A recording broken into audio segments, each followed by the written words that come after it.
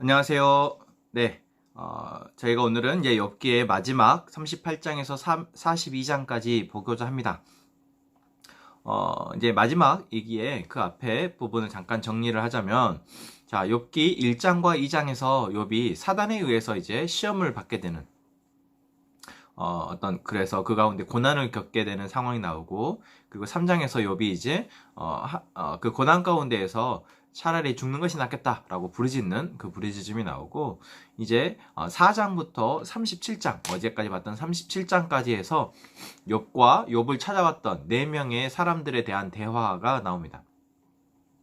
그 대화 가운데에서 4명의 사람들은 욥의 이런 상황이 결국 하나님의 주권 아래에서 욥이 어떤 죄인, 범죄하였고 욥이 했던 불의함 때문에 겪는 고난이다라고 생각하고 계속해서 욥에게 회개하기를 촉구했던 모습들이 나왔고, 그에게 대해서 욥은 자기가 이러한 고난을 당할 만큼 죄를 짓지 않았다. 내가 정말 의롭다. 그래서 너희들의 그러한 책망과 회개의 촉구가 부당하다라고 이야기하며, 또한 하나님에 대해서도 내가 하나님하고 변론하고 싶다. 하나님, 내가 하나님 앞에 정말 가서 내가 죄가 없다라는 것을 하나님과 대면해서 변론하고 싶다라고 말하며, 하나님의 어떤 자기의 상황에 대한 이런 그 하나님의 방치, 이런 상황에 처하게 하신 하나님에 대한 불의함까지도 하나님이 공정하지 못하시다라고 주장했던 욥의 모습이 나왔습니다. 자, 그러한 이제 그래도 나름 지혜롭고 또 의롭다고 여겨지는 사람들 간에 하나님에 대한 그들의 평가이죠. 그들의 평가, 하나님의 의에 대한, 하나님의 주권에 대한 그들의 이야기에 대해서 이제 오늘 38장에서 41장까지 하나님이 답하시는 모습이 나옵니다. 이제 욥이 있고 그 친구들이 있는 상황 가운데 하나님이 나타나셔서, 또는 하나님이 음성으로 지금 말씀하십니다. 그런데 그 이야기는 주로 38장에서 41장까지는 욥에게 하시는 이야기입니다. 그래서 사실 욥기는 처음에서도 그랬지만 욥이라는 한 의인에 대해서 사단이 공격하는 것, 그러니까 그 의인을 무너뜨리기 위한 술수를 썼고, 거기에 대해서 하나님한테 허락하시잖아요. 욥의 상황 가운데에서 욥을 지키시기를 원하시는 하나님, 또는 욥의 믿음을 보시고자 하는 하나님, 또는 욥의 믿음을 통해서 우리에게 뭔가 보여주시고자 하시는 그 하나님의 계획 가운데에서 이러한 과정이 있었기 때문에 이 38장에서부터 41장까지도 하나님이 욥에 대해서 이야기하십니다. 자, 어떤 이야기를 하시는지 저희가 함께 보고자 하는데요. 38장에서 41장을 한 두 부분으로 나눌 수 있을 것 같습니다. 첫 번째 부분은 욥에 대해서 하나님이 이제 두 가지 질문을 던지십니다. 그게 바로 38장에 먼저 처음 나오는 게, 무지한 말로 생각을 어둡게 하는 자가 누구냐? 너는 대장부처럼 허리를 묶고 내가 내게 묻는 것을 대답할지니라 라고 이제 시작을 하는 거죠. 자, 그러면서 먼저 하나님이 무엇을 책망하십니까? 이 욥에 대해서 욥이 계속해서 친구들과의 대화 가운데에서 내가 의롭고 나는 지혜롭다, 자기를 책망하는 그들이 오히려 지혜롭지 못하다라고 책망하죠.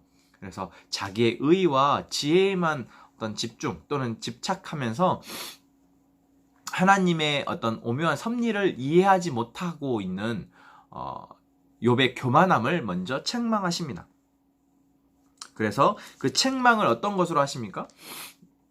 바로 당신이 창조하셨던 우주의 창조, 4절을 보면 내가 땅에 기초를 놓을 때에 내가 어디 있었느냐? 사실 하나님 이렇게 물어보시면 우리가 뭐라고 답할 수 있겠습니까? 태초에 오직 하나님만 계셨는데, 우리가 그 태초의 모습을 우리가 짐작조차 할 수 없는데, 그래서 하나님이 너무 압살하는 거죠. 내가 하나님의 세상을 만들었다. 그래서 우주 만물에 대한 하나님의 통치와 그것을 만드심과 또한 그 가운데 운행하신 하나님의 주권에 대한 이야기를 쭉 자연에 대한 이야기를 하면서 말하고 있습니다.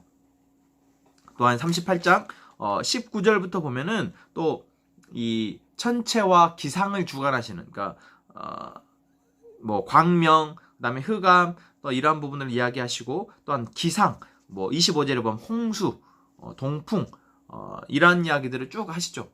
그래서 이런 것들을 주관하시는다, 내가 이런 것들을 주관하고 있다 말씀하시고, 또한 38장 39절부터 보면은 38장 39절부터 이제 39장 30절까지 보면은 거기는 어떤 동물에 대한 이야기가 나오죠. 내가 사자를 위하여 먹이를 사냥하겠느냐. 그래서 이러한 동물의 생태, 동물을 주관하시는 하나님의 어떤 모습을 쭉 이야기합니다. 이런 것들을 통해서 결국 이 하나님의 섭리하신, 하나님의 주권과 섭리에 대해서 네가 뭘 아냐, 너의 그런 좁은 이해와 어떤 지혜로 너가 이것을 짐작이나 하느냐라고 하나님이 말씀하시죠. 이 이야기를 들을 욥을 생각해 보십시오, 여러분. 그러니까 자기가 지혜롭다고 말하고 자기의 어떤 삶의 모습 가운데, 자기의 삶의 경험을 통해서 그래도 내가 의롭지 않나? 내가 지혜롭지 않나? 라고 주장하면서 친구들에게 반문을 했던 그 욥이, 하나님이 네가 세상의 처음을 알아? 너가 별의 운행을 알아? 내가 뭘 알아? 라고 말씀하시면, 네가 동물들의 이런 모습들을 알아? 동물들의 생태에 대해서 알아? 뭐 이런 이야기들을 막 할 때 욥이 어떤 이야기를 할 수 있었겠습니까? 그렇게 하시고 나서 40장에서 이제 욥에게 다시 한번 또 질문을 하십니다. 이제 첫 번째 어떤 욥의 어떤 그 잘못에 대해서 하나님이 책망하셨죠. 그 잘못은 조그만 지혜로 세상의 모든 것을 안다고 생각했던 그런 교만함을 어떤 책망하셨다면, 두 번째는 40장 1절에 보면, 2절에 보면 트집 잡는 자가 전능자와 다투겠느냐? 하나님을 탓하는 자는 대답할지어다. 두 번째 하나님이 욥을 책망하시는 것은, 너가 지금 너의 의로움을 주장하기 위해서 너가 의로운데도 하나님으로부터 이런 책망을 또는 이런 상황에 처해졌다라고 말하면서 하나님이 의롭지 못하다, 하나님을 트집 잡는다, 하나님을 탓했다라는 부분을 욥에게 책망하고 있습니다. 그랬을 때 욥이 뭐라고 얘기합니까? 나는 비천하오니 무엇이라 주께 대답하겠습니까? 그럴 수밖에 없었죠. 사실 앞에서 욥이 하나님에게, 하나님, 내가 하나님하고 대면해서 나의 의로움을 주장하고 싶습니다. 하나님, 나하고 한번 대면해 봅시다 라고 어떤 당당하게 자기가 의롭다 생각했기 때문에 그렇게 주장했던 욥의 모습을 생각해 보면, 이 40장에서 하나님이 자신의 어떤 이야기를 하셨을 때 욥이 이렇게 반응하는 것은 어떤 너무나 당연한 거 아니겠습니까? 내가 더 이상 할 말이 없습니다, 하나님이라고 이야기하시죠. 그러면서 하나님이 이제 그런 욥에게 말씀하십니다. 8절에 이렇게 얘기하는 거죠. 내가 내 공의를 부인하려느냐? 내 의의를 세우려고 나를 악하다 하겠느냐? 말하는 것입니다. 그러니까 욥이 자기의 의를 세우기 위해서 하나님을 악하다라 어떤 평가한 것이거든요. 하나님이 악하신 것이다. 나는 의로운데 하나님이 나의 이런 상황에 처하게 하신 것은 하나님이 악하신 것이다 라고 욥이 여겼던 것이죠. 대놓고 그렇게 말하지는 못했지만 욥의 마음 가운데 그런 것이 있다라는 것을 욥은 하나님께서는 알고 계셨고, 거기에 대해서 이제 다시 한번 하나님께서 하시는 말입니다. 자, 이제 40장 이후로는 거기에 대해서 이제 하나님이 말씀하시는데, 그 이야기를 하실 때 하나님이 동물을 통해서 말씀하십니다.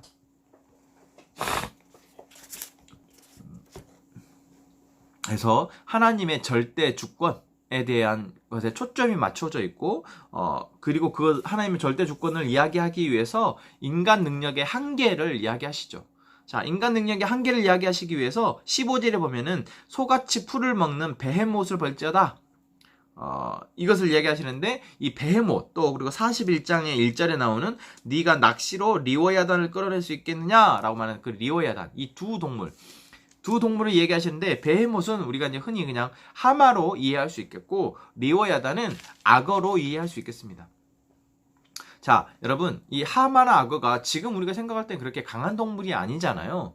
지금 뭐 동물원에서도 볼 수 있고 하지만 이 당시는 족장 시대입니다. 정말 예전, 그러니까 아브라함 시대이랑 아브라함보다 더 이전 시대라고 생각하면 그 당시 사람들에게 이 하마나 또한 이 악어와 같은 동물은 감히 그들이 범접할 수 없는 정말 강한 동물이라고 생각했던 것이죠. 그래서 그런 강한 동물, 인간이 가장 강하다고 생각하는, 힘이 있다고 생각하는 두 동물을 예를 들면서 그런 동물이 너가 감히 접근조차 못하고 그런 동물에 대해서 너희가 할 수 있는 것이 무엇이 있냐? 하나님이 만드신 피조물인 그런 동물에 대해서도 너희가 할 수 있는 것이 없으면서 너희가 그처럼 약하지 않느냐? 라고 하나님께서 말씀하시는 것이죠. 하면서 하나님이 내가 그것도 조차 되지 못하면서 지금 나에 대해서 그 모든 것들을 만드시고 그것들을 주관하시는 하나님에 대해서 네가 뭐라고 말을 하는 거냐? 라고 책망하고 있는 것입니다. 그래서 이러한 이야기를 결국 하나님께서 하시는 이유가 무엇이겠습니까? 하나님의 피조물이 이런 동물들과 같이 하나님의 피조물에 불과한 인간이 인간의 어떤 제한적인 사고 안에서 하나님을 평가하는 것이죠.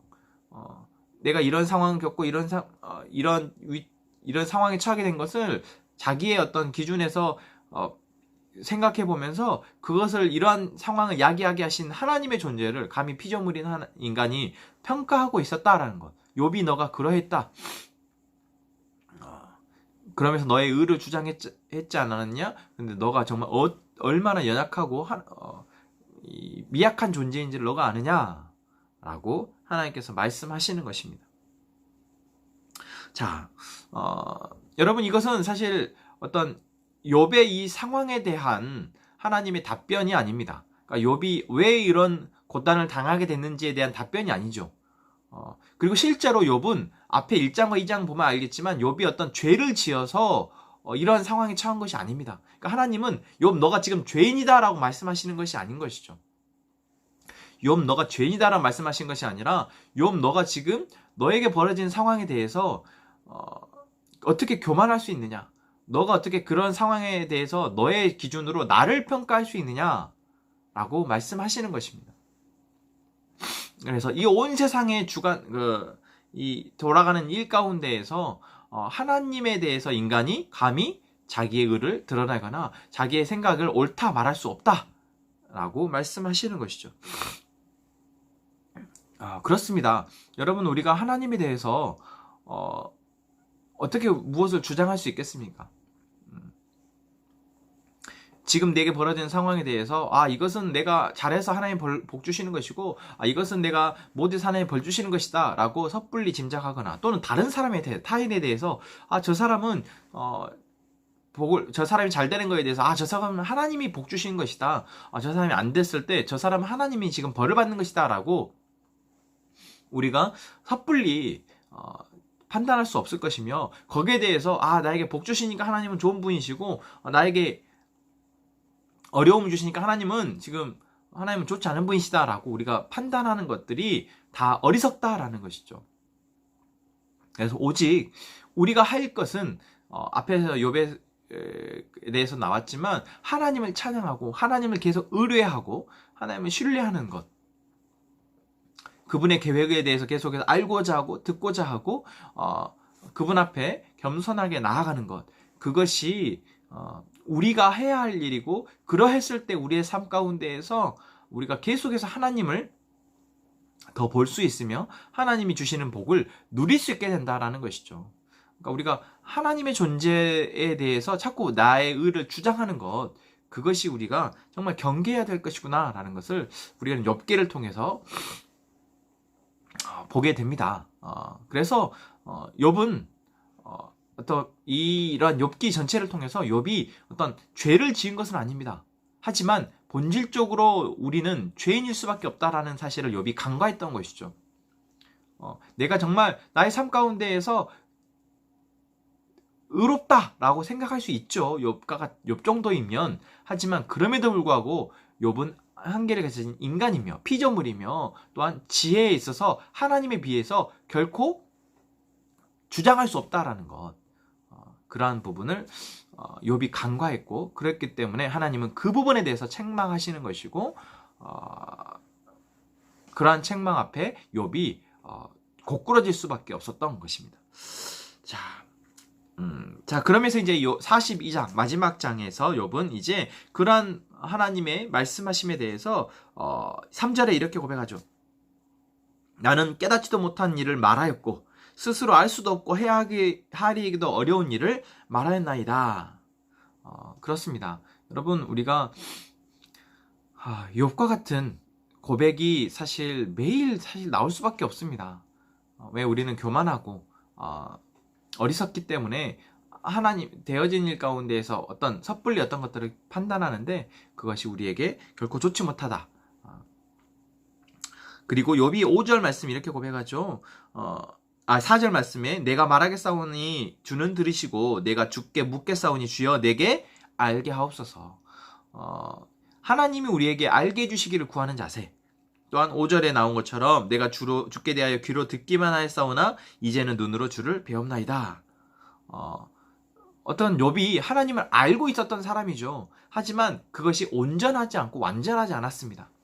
그래서 욥이 또 이러한 상황을 통해서, 이러한 경험을 통해서 하나님을 더 알게 되었다라고 고백하는 것. 더 알게 된 것은 이제 내가 주를 배웠다라고 말하는 것. 여러분, 이게 우리의 매일 우리가 하나님께 구해야 될 어떤 은혜가 아닐까 생각합니다. 그러면서 이제 욥이 회개하죠.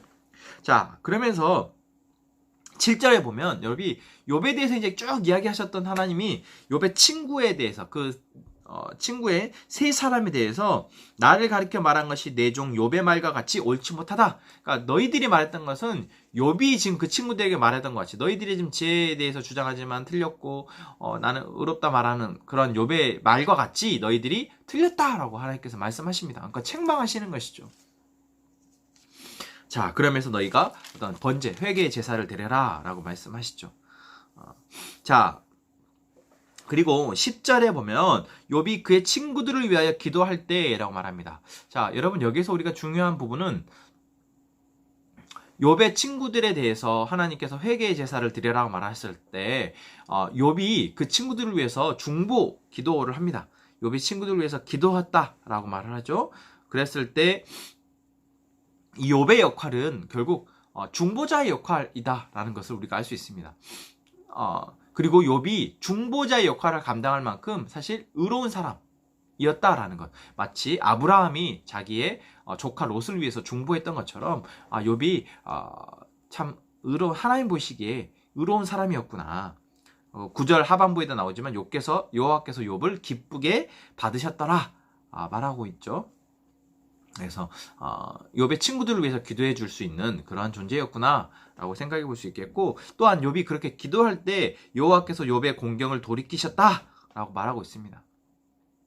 그리고 이전 모든 소유보다 갑절이나 주셨다 라고 말합니다. 자, 우리가 사실 이러한 욥의 어떤 이런 갑절의 은혜를 통해서 자꾸 우리가 어떤 물질적인 부분으로 하나님의 은혜를 구하게 됩니다. 그런데 이것은 여러분, 이 상황을 이해하셔야 되는 게, 제가 초반부 욥에 처음 얘기할 때도 그랬지만 이 욥기의 시대적 상황은 어떤 족장 시대이고, 그때의 어떤 그 복의 척도는 어떤 물질적인 가축이 얼마나 있느냐가 어떤 그 사람이 그 복의 척도였거든요. 그러다 보니 여기에서도 동물을 갑절이나 딱 1장에 나왔던 것의 배로 하나님께서 부어주십니다. 그런데 여러분, 지금 우리는 그렇지 않죠. 지금 우리의 시대는 세상 사람들은 물질적인 부를 가지고 우리가 복을 이야기하지만, 여러분, 지금은 우리에게 주시는 복은 하나님이 우리와 함께 하셔서 우리의 삶을 함께 경영해 주시는 것, 그게 가장 큰 복입니다. 그것이 때로는 어떤 물질적인 부분일 수도 있지만, 때로는 정신적인 부분, 때로는 어떤 관계적인 부분, 이런 여러 부분에 있어서 복인 것이죠. 그래서 우리가 이런 부분 조금 오해하지 않았으면 좋겠다. 그래서 어떤 좀 물질적인 것으로 우리에게 주신 하나님의 복을 제한하지 않았으면 좋겠다 생각을 합니다. 자, 또 이제 그 자녀들도 다시 하나님께서 허락하시죠. 7명의 아들과 3딸에 대해서 얘기하시는데, 또한 그 앞에 11절에도 보면은 관계를 회복해 하시죠. 그 전에 욥이 고난을 당했을 때 사람들이 다 떠나가 버렸습니다. 다 욕하고 비난하고 떠났습니다. 그런데 그 사람들이 먼저 돌아와서 욥에게 화해의 어떤 그 제물을 드리는 것이죠. 화해의 어떤 제스처를 취하면서 예물을 드립니다. 이런 관계를 회복해 하신 하나님. 또한 자녀들을 회복해 하시는데, 자녀는 사실 갑절이 아닙니다. 자녀는 갑절이 아니에요. 그래서 어떤 이런 우리가 인간을 물질적인 것으로 또는 평가하지 않았으면 좋겠다 생각을 하게 되고, 자녀를 통해서 이야기하는데, 7아들, 보통 우리가 아들을 먼저 그 고대 시대에는, 지금도 뭐 그렇지만 아들을 더 중요하게 여기고 하는데, 여기에서는 딸들의 이름만 나옵니다. 아들 7명의 이름 나오지 않아요. 딸들의 이름만 나와요. 이 딸들의 이름은 각자의 이름의 뜻이 있고, 그 이름의 뜻들을 보면은 다 하나님께서 욥에게 베푸셨던 어떤 복, 그러한 것들을 상징하는 것들입니다. 그래서 이러한 부분들이 어떤 결국 이제 모든 것들이 1장에서 욥이 어떤 욥은 복 받은 사람이고 의인이다라고 말했던 것들이 다 회복되고, 오히려 갑절이나 더 하나님의 은혜를 풍성히 누리게 되었다라는 것을 욥기는 이제 마지막으로 보여주고 있죠. 자, 오늘 욥을 전체적으로 좀 정리를 하다 보니까 길어졌는데, 욥은 우리에게 정말 시사해주는 게 참 많습니다. 우리의 어리석음에 대해서, 또한 우리의 의로움이 정말 무엇인가, 우리의 의로움을 가장 주장할 수 있을 것인가, 우리가 아무리 하나님을 믿는다 할지라도 그럴 수 없구나 라는 것을 또한 알게 되고, 하나님께서 우리에게 베푸시는 복이라는 것이 단순히 어떤 눈에 보여지는 물질적인 복이 아니라 정말 관계적이고, 또한 어떤 영적이고, 또한 우리 안에 내면적인 이런 모든 부분에 있어서 하나님과 풍성히 거하면서 받게 되는 모든 것들이 우리에게 복이구나. 그리고 우리가 계속해서 그 복이 우리에게 주어지도록 하나님께 지혜를 구하고 하나님을 구하며 나아가야겠구나. 이런 부분들이 조금 욥기를 통해서 저에게는 보여지고 좀 고백되어지는 것 같습니다. 하나님의 절대적인 주권 아래 우리가 겸손하게 나아가야겠구나. 그래서 우리가 보여지는 이 세상에 돌아가는 모습들 가운데 조금 더 하나님의 주권을 인정하고 우리가 담대하게 세상을 살아가겠구나 라는 생각을 하게 됩니다. 네, 오늘 욥기 전체적으로 마쳤습니다. 감사합니다.